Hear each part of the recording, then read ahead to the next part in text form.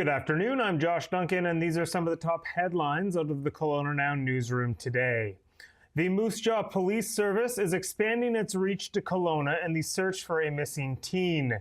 19-year-old Travis Perlman was reported missing in Moose Jaw on September 18th. A public appeal was made by police 6 days later.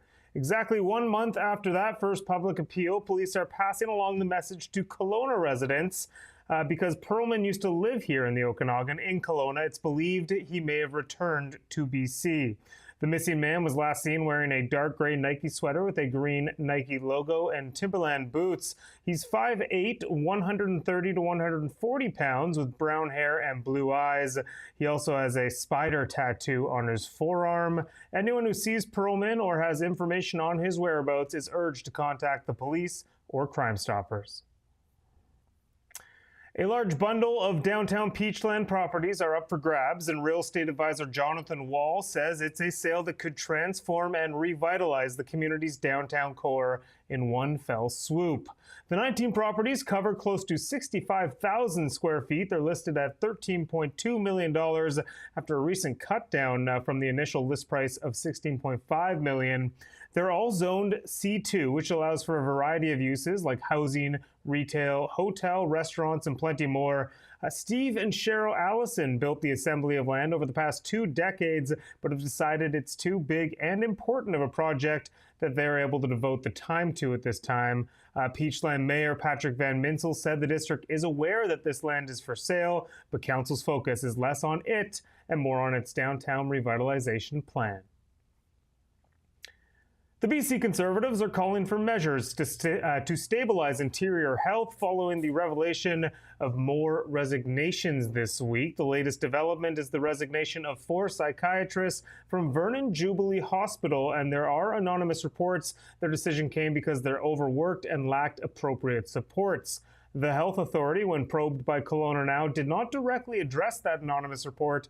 They said the physicians resigned at different times for various reasons. These latest resignations come less than 2 weeks after 7 OBGYNs left Royal Inland Hospital in Kamloops, citing extreme burnout. Of course, Kelowna General Hospital dealt with serious pediatric issues over the summer, including the full closure of the hospital's general pediatric unit for several weeks. They are on, they're off, they're on, they're off. The latest is that trade talks between Canada and the U.S. are off because of an Ontario ad campaign that included a 1987 clip of Ronald Reagan denouncing tariffs and protectionism. That did not sit well with President Donald Trump, who took to Truth Social to make several claims in all caps, and he announced that trade negotiations with Canada were terminated. The latest development, however, is that Ontario Premier Doug Ford, who initially defended the ad campaign and said Reagan knew Canada and the U.S. were stronger together, now Ford has paused the ads after speaking with Prime Minister Mark Carney. The decision, he said, was made so trade talks can resume. Ford added that the intent of the ad was to initiate a conversation about the kind of economy Americans want to build, and they achieved that, he says, that goal as the ad reached the highest levels of U.S. audiences. And wrapping up in sports, tonight is a big night for Canadian baseball fans. For the first time in 32 years, the Toronto Blue Jays will play a World Series game. Game 1 between the Jays and the LA Dodgers will start shortly after 5 p.m. Pacific time.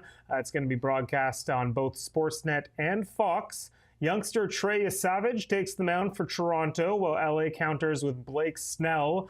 Snell is someone the Jays are very familiar with from his time with the Tampa Bay Rays. Bo Bichette returns to the lineup for Toronto for the first time since, I believe, early September. Bichette slated to bat 4th and play second base. The Jays have home field advantage in the series, and the series starts in Toronto tonight. That's why. However, the Dodgers, of course, are heavy favorites. Those powerhouse Dodgers, big favorites heading into the series. That won't matter to the Jays one bit, though. They have thrived on the scrappy underdog role all season long. Game 2 is going to be played in Toronto Saturday night before the series shifts to Los Angeles for games 3 through 5 on Monday, Tuesday, and Wednesday. And then, if necessary, if the series goes past 5 games, games 6 and 7 in Toronto next Friday and next Saturday. All right, a quickly look at the weekend forecast. Currently 15 and cloudy in Kelowna. We'll likely get some rain tonight, along with some serious wind gusts. Environment Canada saying they could get up to 70 kilometers per hour, so hold on to your hat. It's going to calm down, though, overnight as it drops down to a low of 3 and should stay relatively dry tomorrow morning, but more rain is expected Saturday afternoon as it gets up to a high of 11. Might be the odd shower Sunday, but mostly a mix of sun and cloud and a high of 10.